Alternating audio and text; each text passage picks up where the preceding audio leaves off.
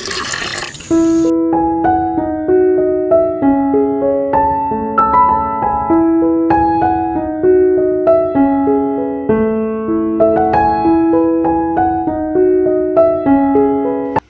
Everyone, আসসালামু আলাইকুম। আমি Faria, Faris family blog YouTube channel থেকে নতুন দিনে নতুন আরও একটি ব্লগ ভিডিও নিয়ে আপনাদের মাঝে কাছে এবং দূরে যে যেখান থেকে আমার আজকের ভিডিওটি দেখা শুরু করেছেন, আশা করি সবাই আল্লাহর রহমতে ভালো আছেন, পরিবার পরিজন নিয়ে নিরাপদে আছেন। আলহামদুলিল্লাহ, আমি আমার পরিবার পরিজন নিয়ে ভালো আছি। প্রিয় জায়গাটা ছেড়ে যাওয়ার কষ্ট কিন্তু অনেক বেশি। আমরা যারা বিবাহিত মেয়েরা আছি, বাবার বাড়িটা আমাদের কাছে অনেক বেশি প্রিয় একটা জায়গা, শান্তির একটা জায়গা। বাবার বাড়ি থেকে শেষ দিনের একটা ব্লগ ভিডিও আপনাদের সাথে শেয়ার করছি। 2-3 দিনের একটু ভিডিও ক্লিপ নিয়ে কিন্তু পুরো একটা ব্লগ সাজিয়েছি, ছোট্ট একটা ব্লগ ভিডিও। আশা করি আপনাদের ভালো লাগবে একটু হলেও। আমরা যারা মেয়েরা আছি, মানে বিবাহিত, তো বাবা মা থাকে যতদিন, বাবার বাড়িও কিন্তু থাকে ততদিন। তারপরে হয়তো যাওয়া আসা হয়, কিন্তু বাবা মা থাকলে যে ভালোবাসা থাকে বা যত বেশি টান নিয়ে আগ্রহ নিয়ে আমরা বাবার বাড়িতে যাই, হয়তো বাবা মা না থাকলে সে আগ্রহটাও থাকে না। কারণ বাবার বাড়িতে বাবা মা হচ্ছে মাথার উপরে অনেক বড় ছায়া। আমার কাছে অনেকে কমেন্টের মাধ্যমে জানতে চেয়েছিলেন যে ফারিয়া আপু, তোমার আম্মা এখন কেমন আছেন? তো আলহামদুলিল্লাহ, আমার আম্মা এখন আগের চাইতে একটু ভালো আছেন, তবে পুরোপুরি সুস্থ হইতে হয়তো একটু সময় লাগবে। তো আম্মা হচ্ছে আচার রেখে দিয়েছিলেন, রোদে দিবে। তো আম্মা যেহেতু অসুস্থ, আমার পক্ষে তো ছাদে এসে আচার রোদে দেওয়া কোনোভাবেই সম্ভব না। তো আম্মা বললো সকালবেলা যে একটু ছাদে আচার রোদে দিয়ে আসো, সারাদিন রোদ লাগলে আচারটা ভালো থাকবে। তো ছাদে এসে আচার রোদে দিলাম। আর এটা হচ্ছে বৃষ্টির পানি, ফৈত পড়ে যাওয়ার পরে কিন্তু 2 থেকে 3 দিন বৃষ্টি হয়েছিল। তো ডাল রান্না, তারপর চা বানানো, আবার ভাত রান্না করার জন্য আম্মা কিন্তু ছাদে যে বড় বড় 2-3টা হচ্ছে পাত্র দিয়ে রেখেছিল, বৃষ্টির পানি দিয়ে ভরে থাকে। ছোটবেলা থেকেই মাকে দেখেছি বৃষ্টি নামলে বৃষ্টি পানি ধরে রাখতেন, আমরাও মাকে সাহায্য করতাম বৃষ্টি পানি ধরে রাখতে।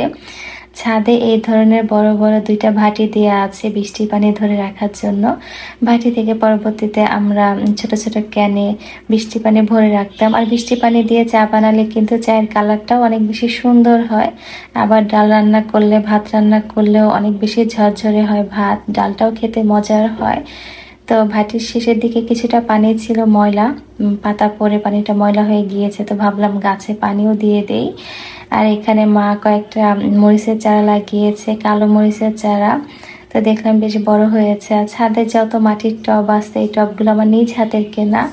স্কুল লাইফে কিন্তু টিফিনের টাকা বাঁচিয়ে এই যে মাটির যত টব দেখতে পাচ্ছেন, এই টবগুলো আমার হাতের কেনা। তো বাসায় চলে এসেছি, রাইস কুকারে ভাত বসিয়ে দিলাম আর বাচ্চাদেরকে বললাম তোমরা একটু পড়তে বসো, আমি এই দিক দিয়ে হচ্ছে মাছ পরিষ্কার করে দিব। আজকে পাঙ্গাস মাছ ভুনা করা হবে, তো আমি মাছ ভালো মতো ধুয়ে দিব। আর আপু হচ্ছে পাঙ্গাস মাছ ভুনা করবে, সাথে ঢেঁড়স ভাজি করবে। আর আমি হচ্ছে আপসির জন্য একটু আলু ভাজি করব।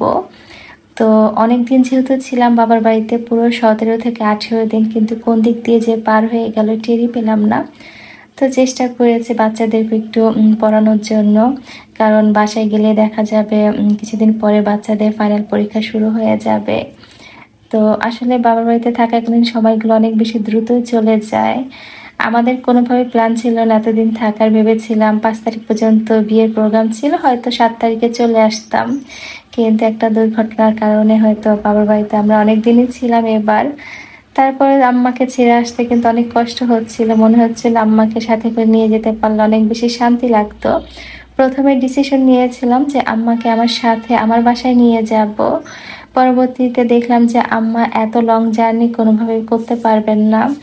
একটানা কিন্তু দেখা যায় 1 ঘন্টা বসে থাকলে আম্মার কষ্ট হয়, আর সেক্ষেত্রে 7 থেকে 8 ঘন্টা জার্নি করে যেতে আম্মার অনেক বেশি কষ্ট হবে। তাই আর পরবর্তীতে ডিসিশন চেঞ্জ করেছে যে না, আম্মা এখানেই থাকুক, আবার একটা ডাক্তার দেখাবো, তারপর হচ্ছে যদি পরবর্তীতে আম্মা জার্নি করতে পারেন তারপর আম্মাকে সাথে করে নিয়ে যাব।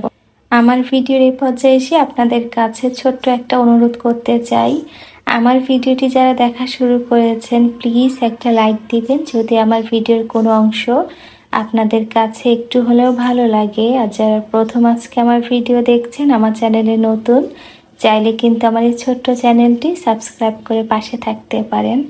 জানি না এই মুহূর্তে আমার কথাগুলো কে কে শুনছেন বা কতজন শুনছেন। আমরা অনেকে হয়তো ভিডিও দেখছি কিন্তু সত্যি একটা লাইক দিতে ভুলে যাই, বা হয়তো বুঝতে পারি না যে একটা লাইক দিলে কি হবে। আসলে আপনাদের একটা লাইক কিন্তু আমার এই ভিডিওটি নতুন অনেকের কাছে পৌঁছাতে সাহায্য করবে, একটা শেয়ারের কাজ করবে। তো প্লিজ একটা লাইক দিবেন মনে করে। আর ভাত রান্নাও শেষ, তো ভাবলাম আপসিকে আগে খাবার দেই। আর এই তো এখানে হচ্ছে পাঙ্গাস মাছ ভুনা, আলু দিয়ে ঢেঁড়স ভাজি, আর আপসির জন্য আলু ভাজি করেছি। আলু ভাজি হলে আপসির আর কোনো কিছুই লাগে না, এই আলু ভাজি দিয়ে কিন্তু পুরোটা ভাত খেয়ে নেবে আলহামদুলিল্লাহ। এতটাই পছন্দ করে আলু ভাজি। তো বাবার বাড়ি ছেড়ে আসার আগের দিনে দুপুরের আয়োজনে ছিল আমাদের এই খাবারগুলো। পরের দিন সকালবেলা কিন্তু নাস্তা করে চলে এসেছি প্রিয় জায়গাটা ছেড়ে। আসলে মেয়েদের কাছে বাবার বাড়িটা হচ্ছে অনেক প্রিয় একটা জায়গা। আমার কাছেও অনেক বেশি স্মৃতি, হাসি, আনন্দ সব কিছু নিয়ে কিন্তু মেয়েদের সবচেয়ে প্রিয় জায়গাটা হচ্ছে তার বাবার বাড়ি, যে বাড়িতে গেলে অনেক বেশি শান্তি লাগে। সকালবেলার নাস্তায় হাতে মেখে খিচুড়ি রান্না করেছিলাম রাইস কুকারে। তো আমার ছোট্ট ছানাকে বারান্দাতে দাঁড়িয়ে একটু খিচুড়ি খাওয়ালাম। আর মা আর আমি দাঁড়িয়ে দাঁড়িয়ে দেখছিলাম যে আমাদের যাওয়ার প্রস্তুতি চলছে। সত্যি অনেক বেশি খারাপ লাগছিল, একদমই ভালো লাগে নাই। আমি যেহেতু এখন আমার নিজ বাসাতে বসে ভয়েস ওভার করছি, সত্যি মনটা পড়ে আছে আমার প্রিয় জায়গায়, আমার বাবার বাড়িতে। এবার ছেড়ে আসতে অনেক বেশি কষ্ট লেগেছে, তারপর হয়তো বাবা মাকে বুঝতে দেয়নি, বিশেষ করে মাকে বুঝতে দেওয়া হয় নাই যে তোমাকে ছেড়ে যাচ্ছি, কষ্ট হচ্ছে। মায়েরও অনেক বেশি কষ্ট হয়েছে, দেখলাম মায়ের চোখ ভেজা ছিল, মাও কান্না করছিল। তো এই তো আমাদের প্রস্তুতি চলছে। সত্যি প্রিয় জায়গাটা ছেড়ে আসতে এবার অনেক বেশি কষ্ট হয়েছে, অনেক অনেক বেশি কষ্ট হয়েছে। সবাই আমার বাবা মায়ের জন্য দোয়া করবেন, আল্লাহ যেন আমার আব্বা আম্মাকে আমাদের মাঝে আর অনেকগুলা বছর বাঁচিয়ে রাখেন, সুস্থ রাখেন। ফিরে গিয়ে যেন আবার আমরা আমাদের বাবা মাকে সুস্থভাবে দেখতে পাই। আমিও দোয়া করি আপনাদের সবার আব্বা আম্মা যেন সুস্থ থাকেন, ভালো থাকেন, আল্লাহ নেইকাও দান করেন, আমিন। এই তো আমরা চলে যাচ্ছি। সকলের সুস্বাস্থ্য আর দীর্ঘায়ু কামনা করে আজকের মতো বিদায় নিচ্ছি। আল্লাহ হাফেজ, আসসালামু আলাইকুম।